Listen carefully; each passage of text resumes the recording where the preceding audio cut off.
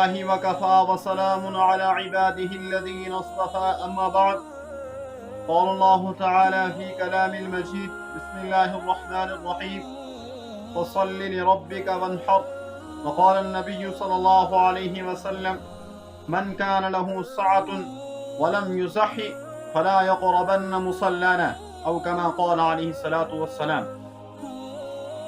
سامعین کرامی، آج کا عنوان یہ ہے کہ قربانی کس کس پر واجب ہے اور کس پر واجب نہیں ہے. تو قربانی کے واجب ہونے کی سب سے پہلی شرط وہ مسلمان ہونا ہے، اور مسلمان کی جو ضد ہے کافر، تو وہ اس سے نکل گیا. کافر پر قربانی واجب نہیں ہے بلکہ مسلمان پر قربانی واجب ہے. اور دوسری شرط یہ ہے کہ وہ آزاد ہو، غلام نہ ہو.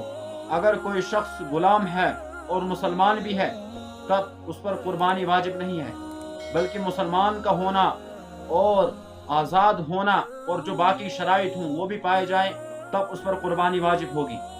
تو غلام پر قربانی واجب نہیں ہے بلکہ آزاد پر قربانی واجب ہے. اور تیسری شرط یہ ہے کہ وہ شخص مسافر نہ ہو بلکہ مقیم ہو. مقیم پر قربانی واجب ہے. اگر کوئی شخص مسافر ہے، مسلمان بھی ہے، آزاد بھی ہے، مال بھی ہے، اس کے پاس سب کچھ ہے، لیکن ہے مسافر، تو اس پر قربانی واجب نہیں ہے. اور چوتھی شرط یہ ہے کہ وہ شخص فقیر نہ ہو. اگر فقیر ہے تو فقیر پر قربانی واجب نہیں ہے. فقیر شریعت کی اصطلاح کے اندر، شریعت کی نگاہ کے اندر اس شخص کو کہتے ہیں جس شخص کے پاس اتنا مال نہ ہو کہ وہ نصاب کو پہنچ جائے. اس فقیر پر قربانی واجب نہیں ہے بلکہ قربانی مالدار پر واجب ہے. اور پانچویں شرط یہاں پر یہ ہے جو بہت اہم ہے.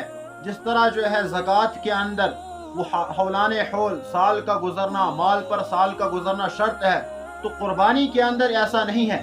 بلکہ قربانی کے اندر اگر کوئی قربانی کے دنوں ہی کے اندر وہ صاحب نصاب ہو جاتا ہے، اس کے پاس اتنا مال آ جاتا ہے کہ وہ نصاب کی مقدار کو پہنچ جاتا ہے اور وہ مال حوائج اصلیہ سے زائد ہے، تو اس شخص پر قربانی کرنا واجب ہے.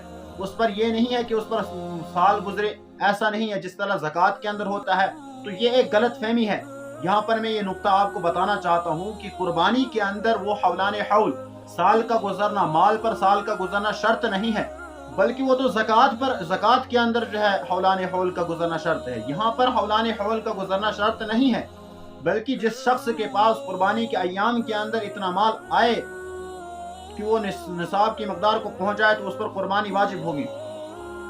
اور حدیث پاک جو میں نے خطبے کے اندر پڑھی، اس میں اللہ کے حبیب صلی اللہ علیہ وسلم نے فرمایا کہ جس شخص کو وسعت ہو، من کان لہ سعۃ، جس شخص کو قربانی کرنے کی گنجائش ہو لیکن پھر بھی اس نے قربانی نہیں کی، تو وہ شخص ہمارے عیدگاہ کے قریب بھی نہ آئے، وہ شخص ہمارے عیدگاہ کا رخ بھی نہ کرے. تو کتنی بڑی وعید آئی ہے، اللہ کے حبیب نے کتنی بڑی وعید سنائی ہے. لہٰذا ہم سب سنت ابراہیمی کو زندہ کریں، اللہ کے حبیب صلی اللہ علیہ وسلم کی احادیث پر عمل کریں، تو اسی میں ہمارے لیے دونوں جہاں کی کامیابی